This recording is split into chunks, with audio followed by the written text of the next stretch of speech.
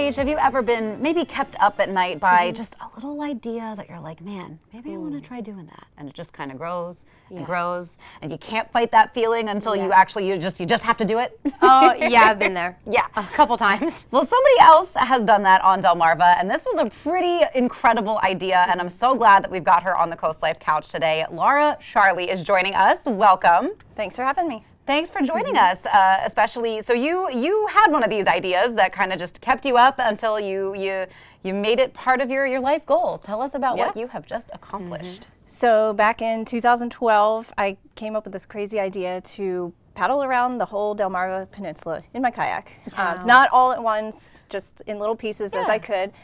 And my boyfriend at the time, now husband, just thought I was ridiculous. And I was like, I just can't stop thinking about this. And then I started mapping it out, and then I started paddling it. And then a couple years later, I logged 300 miles. And then another couple more years later, I logged like 500. I was like, I'm going to do this.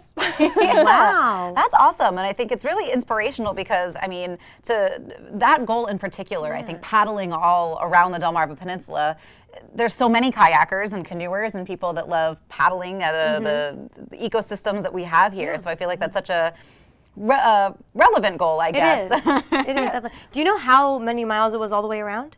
It came to 600 exactly. Oh, wow. Oh, that's pretty cool. And a lot of people are like, well, you know, I thought we had thousands of miles of shorelines. It's like, well, I didn't go up every single river. You know, I kind of picked and choose how far up rivers I wanted to go. I cut across the mouth of the Chop Tank, so I could have made it 1,000 if I wanted to. 600's enough. Right? That's still impressive. My arms would no longer be with us. If anyone's like just 600, right? They're wrong. Get in the kayak and go. Exactly. That is so cool. Oh, sorry. I thought you were going to ask. Did you find that maybe any, like, days were harder than others where you're like, oh, maybe I do want to throw in the towel. Maybe this isn't, maybe I'm not going to hit my goal. Were there moments of weakness maybe that you persevered through? Yeah. There wasn't like a time when I was like, there's no way I'm ever going to do this.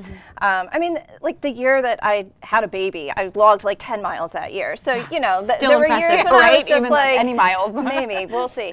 But I think there were individual legs that were challenging. There was a couple weather conditions that came up. There was a few where I was just exhausted or I felt like I bit off more than I could chew, but I completed them all, so it worked out. Yeah, I was just going to ask if you ran into any kind of crazy storms or stories. Did you see any sea animals? Like, what is something when you think back to this journey that really stood out to you? Any crazy memories? Well, I have a couple. I have like my top three. So one of them, I was paddling. It was supposed to be like over 100 degrees one day, and I was like, I really want to log some miles before it's crazy hot. So I got up with like the sun, and I started paddling, and it was towards like 9 o'clock. I was finishing up, and I see this weird like dark debris over on the shoreline. I'm like, what is that? It looked like a bunch of like logs or boulders, and I get a little closer. It's a herd of cows. They're standing in the water. They knew it was gonna be hot that day. Like, who paddles by cows? I do. Right? I thought you were gonna say maybe seals. I don't know. Like a water animal. Well, there were water animals, of course. Like one time down on the eastern shore of Virginia, on the Chesapeake side, I paddled through a real small pod of dolphins, which was really magical, I guess you could say. A stingray. One time, a large stingray like smacked the hull of my kayak with its wing because I was in really shallow water and I think I startled it. I screamed. I bet I'd have been like, shark! It was pretty crazy. And then my scariest time doesn't have to do with weather. It had to do with tide.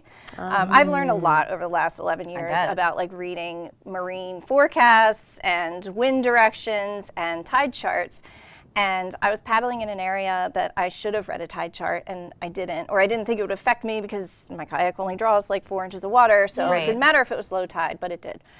I got into a situation where I couldn't float anymore, and I had to get out and start dragging my kayak, which is fine until I was up to my thigh in mud. I was scared. I was stuck. I had to like hoist myself back into the kayak, and I was like, I'm just going to have to wait till the tide comes in.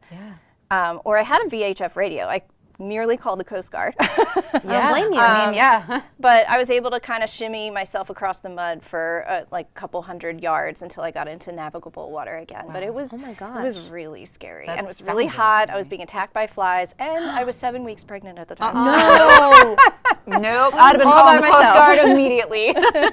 Oh my gosh. But I got through it. Yes, That you is did. You incredible. did. And I Wow. mean, you said this has been a goal you've completed over what, 11 years? Yes. And it's really affected your life, and in a profound way, you've sort of changed careers, I hear, right? Yes. So I mean, it's funny. I think looking back, when I had the original idea, it was like this little idea that wouldn't leave me alone. And I was like, why am I having this idea?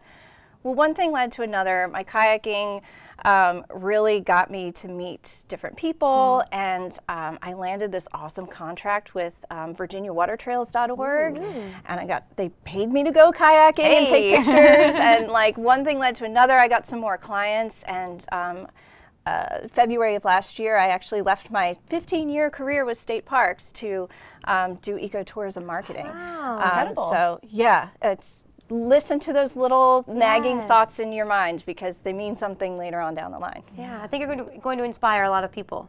Thanks for coming in, Laura. Again, like Paige said, I think you're going to really inspire a lot of people, and I think listening to that little voice is a really important takeaway from this. Yeah. But just an incredible community member on Delmarva. We're so glad that you came in to share with us. But don't go anywhere. We do have some more Coast Life headed your way.